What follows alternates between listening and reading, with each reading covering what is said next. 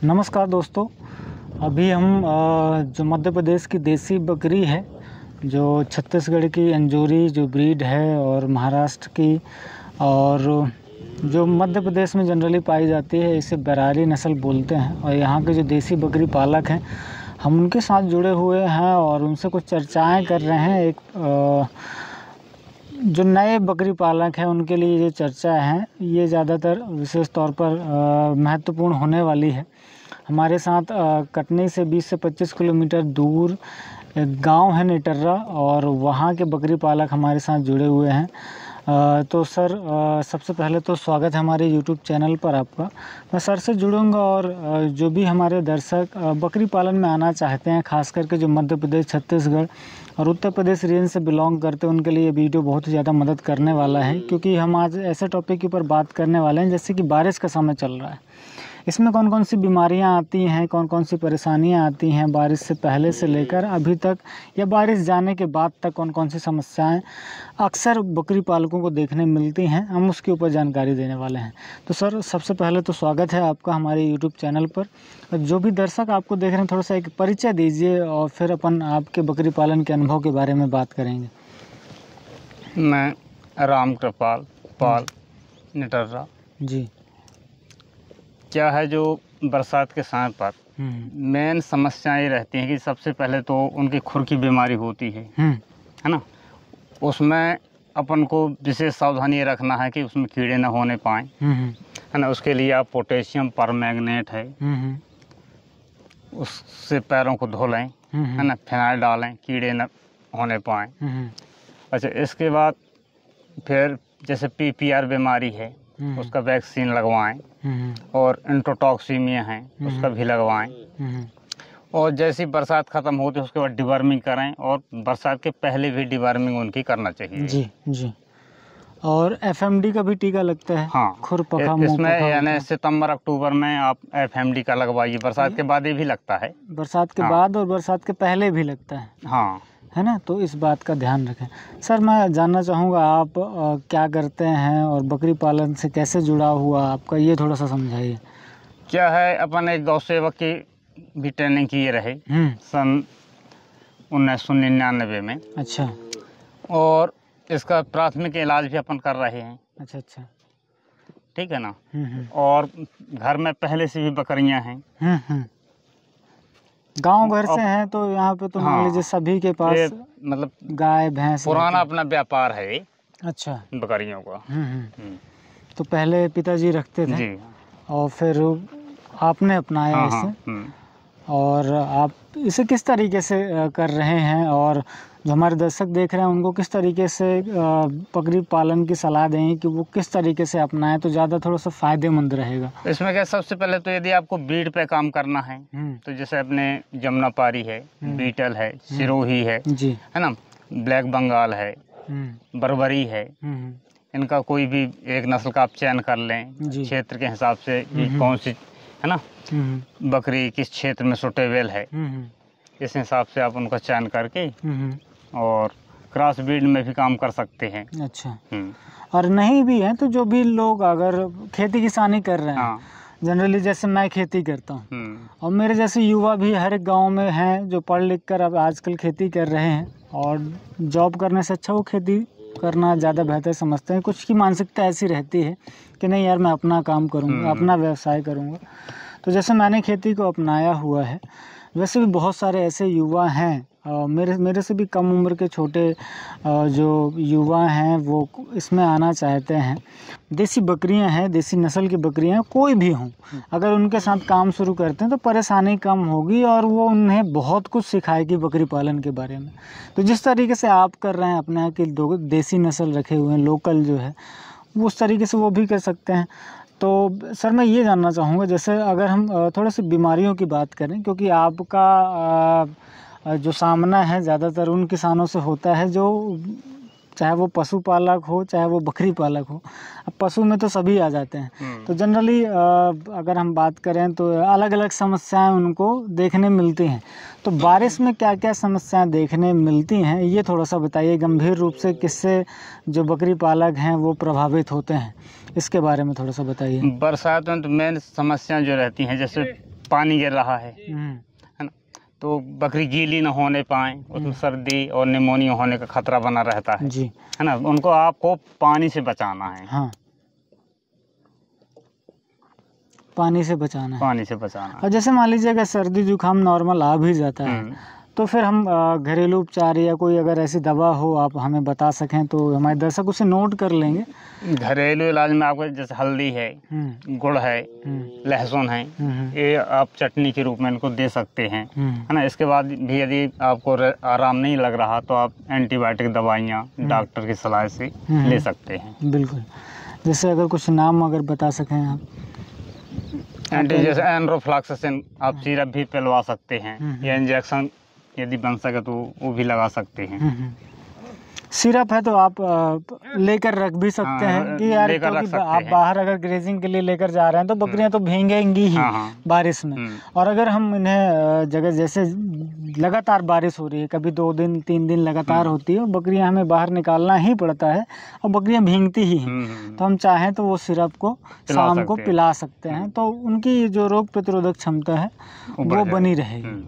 मैं अक्सर देखता हूँ कि जब बकरी जो है वो नए पत्ते चुगती है तो वो, और जो छोटे जब बच्चे होते हैं अक्सर जो मान लीजिए ठंड में जिन्होंने जन्म लिया है और 5-6 महीने के हुए होते हैं और वो माँ के साथ चरने के लिए जा रहे होते हैं, और जंगल के जैसी नई उल्हन की जो नई पत्ती आई हुई होती है उसको वो चुगते हैं और मुंह में इन्फेक्शन होता है। आपने भी देखा होगा, ये शिकायत रहती है।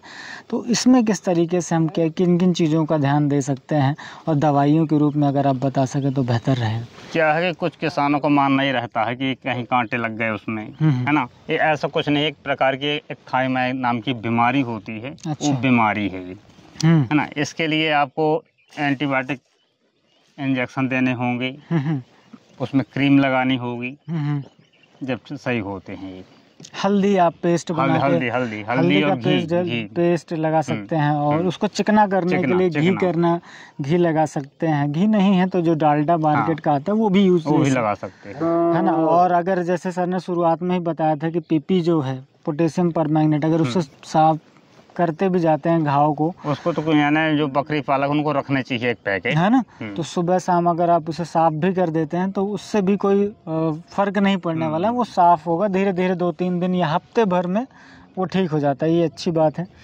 और मैं ये देखता हूँ जैसे जनरली मैं अपना अनुभव आपसे बता रहा हूँ, तो जैसे है कि घाव हो जाना बकरियों में पैरों में जब चलती हैं, वो हम उसे ये नहीं कह सकते कि ये FMD है। किसी बकरी में घाव हो जाता है, और वो जैसे मान लीजिए खुर है, खुर के ऊपर वाले भाग में, नीचे वाले में सड़न नहीं होती, ऊपर वाले में। तो इसका क्या इलाज है? ये किस तरीके से, कोई बीमारी है या इसे नॉर्मली अपन कैसे ट्रीट कर सकते हैं? इन्फेक्शन है एक प्रकार का ये जी। सबसे पहले तो आप उसके बाल काटिए वहाँ उस जगह की।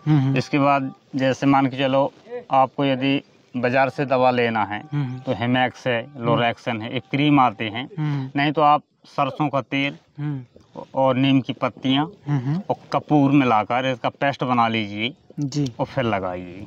कितने दिनों तक लगाना है? 2 दिन 4 दिन लगाइए जब तक ठीक ना हो। लेकिन बाल काटना अनिवार्य रहेगा। बाल काट दीजिए वहाँ के, है ना। और जैसे मक्खियों का प्रकोप बढ़ता है, उसे मक्खियाँ भी नहीं लगेंगी ना। मतलब बारिश होती है तो मक्खी मच्छर बढ़ते ही बढ़ते हैं और जानवर को वो प्रभावित भी करते हैं। तो बहुत सारी ऐसी मक्खियाँ भी होती हैं जिनसे बकरियों में परेशानी उत्पन्न होती है। और जैसे जंगली हम कोई मक्खी काट दे या कुछ हो जाए तो उसमें किस तरीके से सर, अगर आपके नज़र में कोई अगर सुझाव हो तो वो थोड़ा सा बताइए। क्या इसमें एक मक्खी होती है तो उसमें सर्रा नाम की बीमारी पैदा करता है। अच्छा। तो वो तो बरसात के बाद होती है बीमारी, बरसात जाने लगती है सितंबर अक्टूबर में, सितंबर अक्टूबर से प्रारंभ हो जाती है। इसके केसेस जो हैं वो देखने में सितंबर अक्टूबर से मिलते हैं, है ना। मतलब बारिश के बाद जैसे हम कहते हैं बूढ़ी हो जाना, बारिश का जब जाती है और मौसम बदलता है, ठंड की ऋतु आ रही होती है तो टेम्परेचर बदलता है, उस टाइम पर ये शिकायत हमें देखने मिलती है। तो सर्रा में आप मेरे को बता रहे थे, वो अगर आप बता, उसमें क्या ट्राइक्विन नाम का एक इंजेक्शन आता है जी, आप उसको लगा सकते हैं। ट्राइक्विन है और बेरेनिल और इनको किस तरीके से लगाना है? जैसे ट्राइकोन है, सब कट लगता है, त्वचा में लगता है, यानी कहने का तात्पर्य है कि आप डॉक्टरों से ही लगवाएं जी, मैं, क्योंकि इसका बॉडी वेट के हिसाब से डोज रहता है, डोज बनता है। आप यदि कम ज़्यादा कर दिए तो समस्या बन जाएगी। तो दर्शकों, ये तो सर अपने अनुभव से बता रहे हैं, उनकी प्रैक्टिस है, तो वो प्रैक्टिस के दौरान ही उनको सारी चीज़ें, या नॉर्मली आप भी कभी भी देखे होंगे, डॉक्टर को डोज वगैरह पते रहते हैं और तरीका पता रहता है कि कौन सा इंजेक्शन किस तरीके से कब लगाना है। तो ये तो दवाइयाँ हो गई, परंतु जब कभी भी आप उन्हें ट्रीट करने के लिए जाएं तो बिल्कुल अपने यहाँ पे जो पशु चिकित्सा अधिकारी हैं या जो डॉक्टर्स हैं या जो आपके यहाँ उनके संपर्क में रहिए, हाँ, फील्ड ऑफिसर हैं, तो उनके संपर्क में रहिए। आप ले आए हैं, अच्छी बात है, तो आप एक बार समझ लीजिए उनसे, समझिए डोज को, उनको समझिए। तो ये समस्याएं रहती हैं। अक्सर कभी कभी मैं ये देखता हूँ सर, बकरियों में भूख ना लगने की समस्याएं आती हैं, बारिश की वजह से, या बाहर जब नई पत्तियाँ चरती हैं बकरियाँ, तो उसकी वजह से भी कभी कभी विकार उनके पेट में उत्पन्न होता है। तो वो क्या समस्या है, या एक समस्या है कि ये कभी कभी नए चारा चुगने से भी हो जाती है, ये कहानी कैसी? देखिए, इसमें क्या है कि बरसात के पहले आप सबसे उनको कीड़ी, पेट की कीड़ी की दवा दें। हाँ, ये ज़रूरी है, अनिवार्य है, बहुत ज़रूरी है, तो ये समस्या न आएगी। अच्छा, हाँ हाँ, मतलब अगर आप डिवॉर्मिंग नहीं कर रहे हैं तो स्वाभाविक सी बात है कि जो पेट के कीड़े हैं, वर्म्स हैं, उनका लोड बढ़ता चला जाता है, और वो फिर बारिश में जब नई उलहन आती है ना, जैसे नई घास आई, नई दूब आई, नई पत्तियां आई, तो वो जब, अब भाई बकरी है वो तो खाएगी, और नई चीज़ मिलती है, और बारिश के समय पर जब हरियाली चारों तरफ होती है तो वो अपनी इच्छा के अनुसार ज़्यादा खा जाती है, मतलब जितना उसको खाना चाहिए उससे ज़्यादा वो लालच में खा जाती है। तो कभी कभी हमें ईटी की भी शिकायत देखने मिल जाती है एंटेरोटॉक्स में। तो वो उसका यही है कि बारिश से पहले अगर आप डिवॉर्मिंग करा लें, डिवॉर्मिंग के लिए आप एल्बेंडाजोल है ना, पैनाक्योर आती है, कुछ और अगर आप बता सकें, निलजान है, तो ये इनसे आप डिवॉर्मिंग कर सकते हैं। और मान लीजिए अगर नहीं कर पाए हैं कोई और अभी करना चाहते हैं, परंतु बकरियां 2 से 3 महीने की लोडेड हो चुकी हैं, आपको पता है कि ये जो सीज़न है ये ब्रीडिंग सीज़न रहता है, जुलाई तक बकरियां क्रॉस हो रही होती हैं। अभी अगस्त का 25वीं तारीख है आज, तो उस तारीख में तो बकरियां 2 से 3 महीने की लोडेड हो चुकी हैं। अब कोई डिवॉर्मिंग करना भी चाहता है, तो क्या सेफ रहेगा इस टाइम पे डिवॉर्मिंग करना? क्या यदि आप डिवॉर्मिंग करना चाहते हैं, फेनबेंडाजोल से ही करें। प्रेग्नेंट बकरियों को फेनबेंडाजोल से कर सकते हैं तीसरे महीने तक। उससे ज्यादा की अगर बकरी हो गई तो उसमें नहीं करना है, चाहे भले फेनबेंडाजोल ही क्यों ना हो, कोई भी डिवॉर्मर नहीं देना अपन, कोई भी डिवॉर्मर नहीं। उसकी हानि क्या होती है ये थोड़ा सा बताइए। उसमें क्या एबॉर्शन होने के चांस रहते हैं, बिल्कुल पक्का 100% होगा ही। तो ये दर्शकों, इस बात का आपको ज़रूर ध्यान देना है। ये मैंने भी बहुत सारे केसेस सुने हैं, और मैं इसीलिए मैंने ये बात इस वीडियो के दौरान छेड़ी है कि इस चर्चा में इस बात का भी जिक्र हो जाए। देखिए, बहुत सारे लोग रिकमेंड करते हैं कि यार बकरियों की डिवॉर्मिंग हर 3 महीने में करते रहना चाहिए, परंतु आपको ध्यान देना है कि प्रेग्नेंट बकरियों को नहीं करना है। कर सकते हैं तो सर ने जैसे बताया कि 3 महीने तक, और प्रेग्नेंट है तो फेनबेंडाजोल जो आती है, एक सॉल्ट है, उसको आप ले सकते हैं। और नॉर्मल जो बकरे हैं या छोटे बच्चे हैं उनको आप एल्बेंडाजोल, पैनाक्योर, एल्बोमार है, पिपराजिन है ना, पिपराजिन है, ये प्रचलित डिवॉर्मर हैं। आप बिल्कुल, आप पशु जो भी मेडिकल स्टोर है, अगर आप वहाँ पर जाएंगे तो वो मिल जाएंगे आपको। तो सर, और जैसे बारिश जाती है तो फिर और कौन कौन सी समस्याएं देखने मिलती हैं लास्ट में, आप ये भी थोड़ा सा बताइए।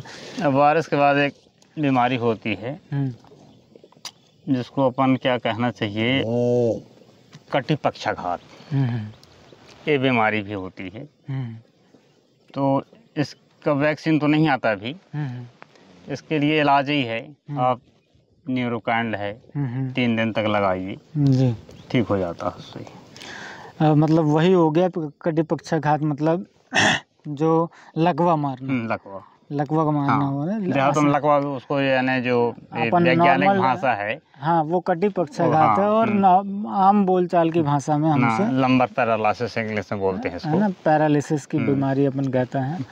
तो इनको इसमें ये सारी चीज़ों को हमने कवर किया। अब आप सर ने बताया भी कि तो सर इसमें ट्रीटमेंट केवल वही न्यूरोकाइंड है, डिवर्मिंग भी कर सकते हैं आप इसमें। क्या ये सब कारण रहते हैं डिवर्मिंग की कमी की वजह से। अच्छा, तो यदि सही डिवर्मिंग नहीं हुई टाइम से तो वर्म जो है, वर्म के कारण भी होता है जी, और कैल्शियम की कमी की वजह से भी होता है जी। तो कैल्शियम अगर कोई आपके दिमाग में हो, कोई ऐसे कैल्शियम जो आप यूज़ करते हो, ये जनरली आता है, इसको आप पिलवा सकते हैं, है ना, और डोज जो है वो बॉडी वेट के हिसाब से उसको पिलवाना पड़ेगा। जनरली 30 से 35 किलो की बकरी है, उसको कितना दें? 10 ml पर्याप्त है। हाँ।